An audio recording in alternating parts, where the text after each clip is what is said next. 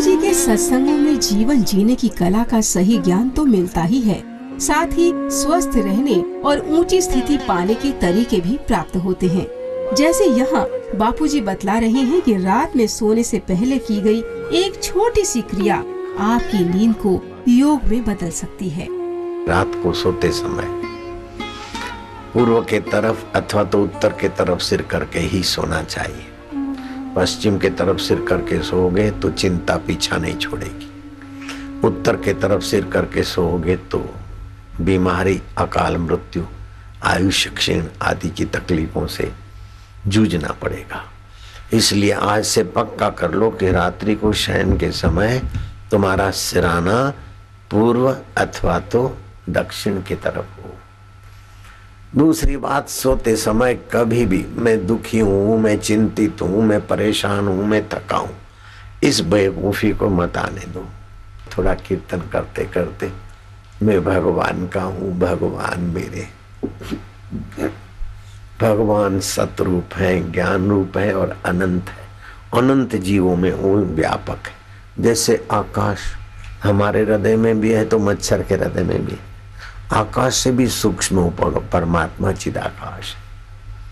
हरि व्यापक सर्वत्र समाना, प्रेम ते प्रगट हो वही मैं जाना। प्रभु ज्ञान स्वरूप है, चेतन रूप है और सभी का हितैषी है। इंद्रियों का ज्ञान धोखा है, मन का ज्ञान जैसा संस्कार, बुद्धि का ज्ञान, लेकिन बुद्धि का ज्ञान बदलता है फिर भी शुद्ध ज्ञान ज्यों का त्यों रहता है। बचपन की बुद्धि बदल गई, बचपन का मन बदल गया, बचपन का शरीर बदल गया। ऐसा था उसको जो जानता है वही है आत्मा परमात्मा। आए है कितना नजीक है, कितना प्यारा है।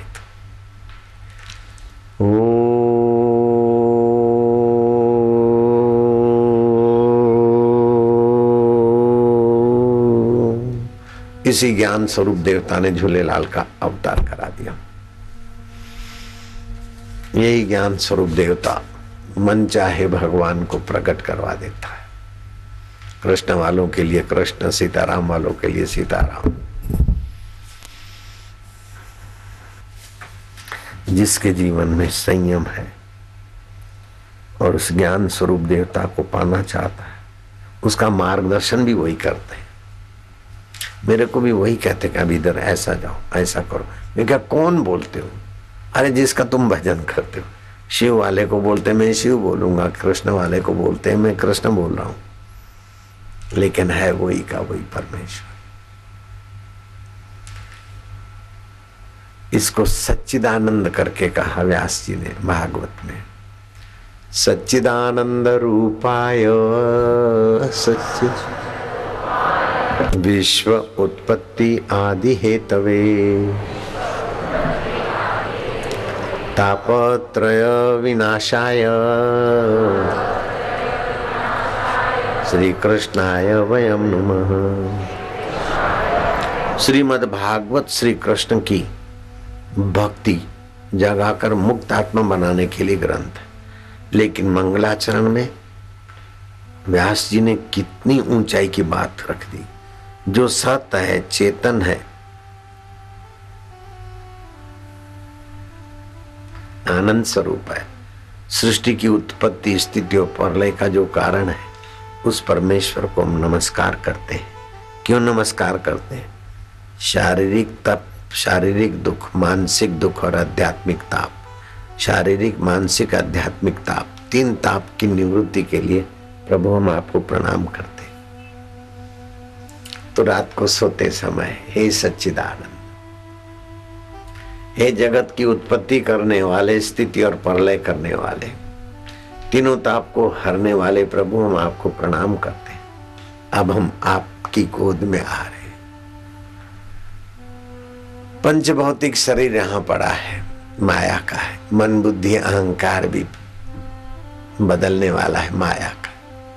लेकिन आप मायापति ईश्वर, आत्मा परमात्मा एक रूपों में आपकी गोद में आ रहा हूं। ओम ओम प्रभु जी, ओम प्यारे जी, ओम मेरे जी, ओम आनंद दाता, ओम अगर मन नहीं लगे तो हरि ओम ओम ओम ओम ओम ओम ओम ओम ओम ओम प्रभु जी ओम, प्यारे जी ओम, अंतर्यामी ओम, मेरे जी ओम ओम ओम ओम ओम ओम ओम ओम ओम।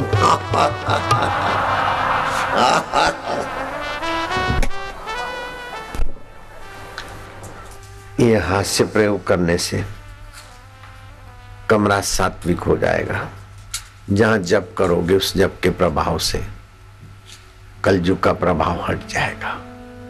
फिर लेते ओम प्रभु जी ओम, प्यारे जी ओम, मेरे जी करते करते सो गए। आपके घर उच्च आत्माएं भी आएगी, ऐरे गहरे नहीं आएंगे।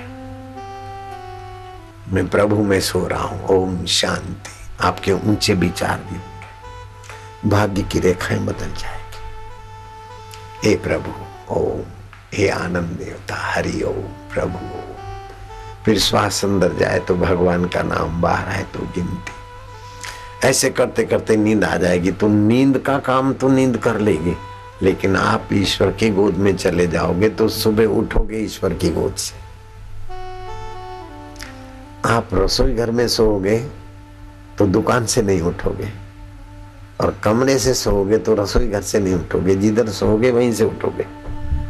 तो शरीर में थकान में, चिंता में, काम विकार में पड़े पड़े सो गए तो सुबह भी वैसे ही विचार।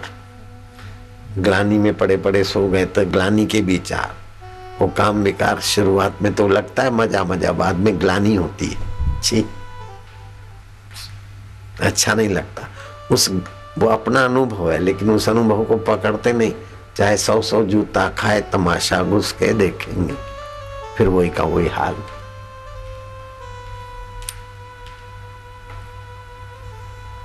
रात को भगवान में सोए, सुबह उठे भगवान से। प्रभु आप शांत रूप, चेतन रूप, अंतरात्मा हो। आज का दिन संसार का व्यवहार करूंगा, लेकिन तुम्हारा शुद्ध ज्ञान से ही बुद्धि में ज्ञान आएगा। फिर इंद्रियां अपनी अपनी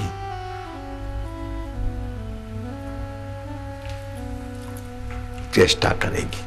मैं इंद्रियों में न फंसूं, विकारों में न फंसूं, आपकी प्रीति में रहूं। प्रभु ओम, हे प्रभु। आप ऐसी प्रार्थना करके दिन की शुरुआत करो, बहुत लाभ होगा।